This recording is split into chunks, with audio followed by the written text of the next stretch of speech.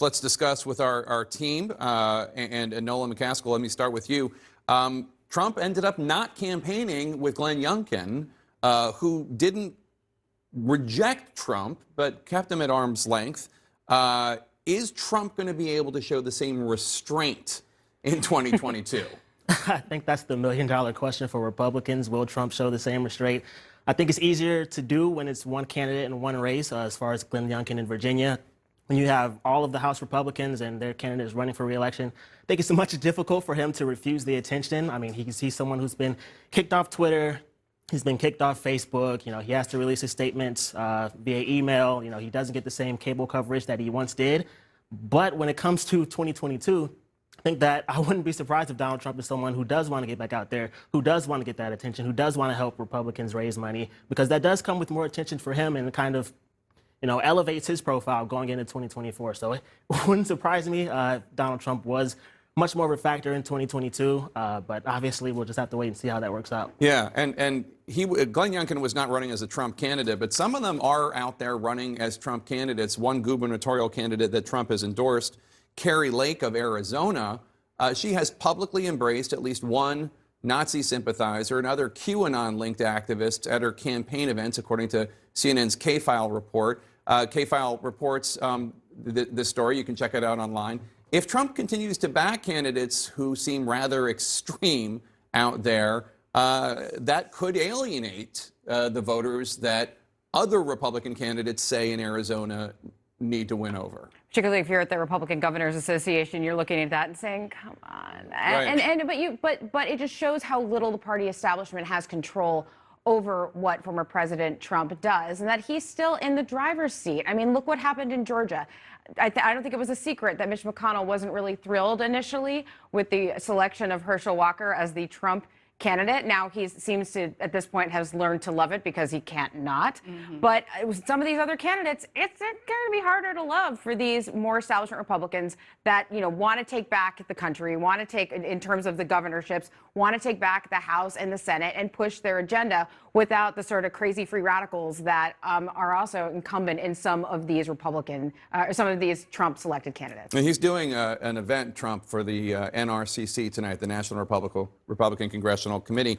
But according to this new book coming from ABC News' Jonathan Karl, Trump, on his way out the door in January this year, told the RNC chair, Ronna McDaniel, that he was leaving the Republican Party to create his own political party. He didn't care about destroying the GOP, and it wasn't until party leaders told him they would stop paying his legal fees that Trump backed down from creating his own party. I guess my question is, how can the NRCC just welcome him knowing that his allegiance to the Republican Party is so fickle and literally comes with strings attached? Yeah, and I was going to mention that dinner tonight. Trump didn't invite himself, to my knowledge, right, to be the dinner speaker for the National Republican Congressional Committee. There are plenty of other people who would have been happy to speak, and the establishment would allegedly have been happier to see people than Trump. They want Trump. This is all a myth that, oh, those Republicans really want Trump far away. A few of them do. Youngkin running for governor, not a federal office, in Virginia, a blue state that Biden won by 10 points. The Ohio Senate candidates, the Georgia Senate candidates, they don't want Trump far away, and I very much agree with Jackie. The McConnell endorsement of Herschel Walker and Thune, I guess the whole leadership of the Senate endorsed him, right? After Trump had tapped him, shows that they know their fate is tied to Trump for now. They deep down, late at night, maybe they hope he'll miraculously disappear, but they will do nothing to make him disappear. And even Chris Christie, who's being heralded as the one guy who's standing, he's not standing up to Trump. He's sort of hoping that people won't talk too much about Trump. That's why I think it's so hard for all the Republicans who said after Glenn Youngkin won, this is our path. Well, it's not going to be very easy for that to be their path if they are embracing Trump and vice versa. Look, I think it was easy for Trump to stay out of the Virginia governor's race because it was kind of a one-off, I think, to him, right? It didn't really signify power. The midterm elections signify power, especially if he is able to say that it's because of him that Republicans took the House back. You also have a ton of Republicans that aren't like Glenn Youngkin, that they are like many Trumps, right? And you just talked about one. And so I think it's going to be really hard going into the midterm elections for Republicans to replicate what happened in Virginia because, to your point, Bill, many of them can't quit Trump. And frankly, Trump, it's not that He can quit the GOP. He said he could. He can't quit power. Yeah. And But- this to him signifies power. And Youngkin won a weird convention, which they manipulated. Right. well. There wasn't a primary. If there had been a primary, I'm not sure he would have won. And to win, he would have had to have been much Trumpier than he had to be. And Trump still claimed credit the next day. Yeah, Let's not right. Well, probably more important to the 2022 midterms is where Joe Biden stands with voters, right? He is the incumbent. Today, Nolan, take a look at this. Biden is seeing more disappointing poll numbers. A new CNN poll finds 48% approve his job performance, 52% disapprove. When you compare this with past presidents, he does do better than Trump, and the same as Clinton. There are other polls that have his approval lower than the CNN poll. But even so, Clinton, Obama, Trump all went on to lose majorities in the House. I mean, Joe Biden is probably more important in the midterms than Donald Trump, and Joe Biden is an albatross on Democrats right now. Right. I mean, the good thing for President Biden is that, this poll is a snapshot of right now. So he still has a year to try to make up his approval rating. He's got time to try to sell this infrastructure bill.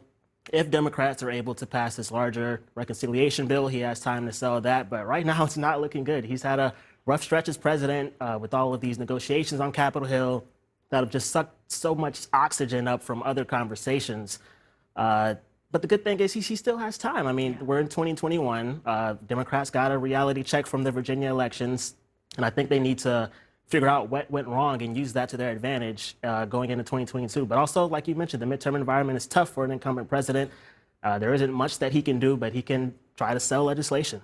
58% of Americans, Jackie, 58% say Biden has not paid enough attention to the nation's most important problems. I believe number one on that list for most of the voters who say that is the economy. Yep.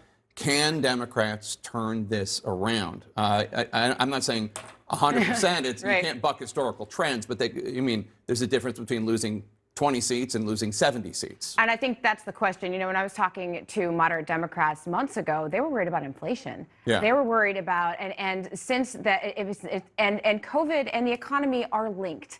We're not at a point in the pandemic where you can unlink them because it's still climbing back. So as long as people still don't feel like the economy is working for them, that's going to be problematic for these Democrats whose seats are at risk. And when Democrats have won midterms or done well in midterms, it's because they talk about health insurance, they talk about economy, it's not because they talk about Donald Trump, I have to say. That's exactly right. And I think that what also happened in the last couple of months, and we talk about how, it's the sausage making, but that's all that Americans saw was Democrats fighting each other about what's going to be in these bills that, whose titles really have nothing to do with people's everyday lives. And so they saw the sausage making, but frankly, that sausage was giving Americans indigestion. And so they need to talk about, now that the infrastructure bill is passed, and if the Build Back Better passes as well, what does that mean in terms of your health, in terms of your economy, in terms of how you're going to be able to take care of your family, and frankly, in terms of education? They need to take back this education issue, which we knew was a debacle in Virginia, and I think they can do it. Thank goodness, to your point, the midterm elections aren't being held tomorrow. Yeah, we'll see if that works. I'm looking forward to seeing all the people who voted against the infrastructure bill going to the ribbon cutting. So it's going to be Exactly. It's going to be fun. That's right. Fun. Thank you all for joining. Appreciate it.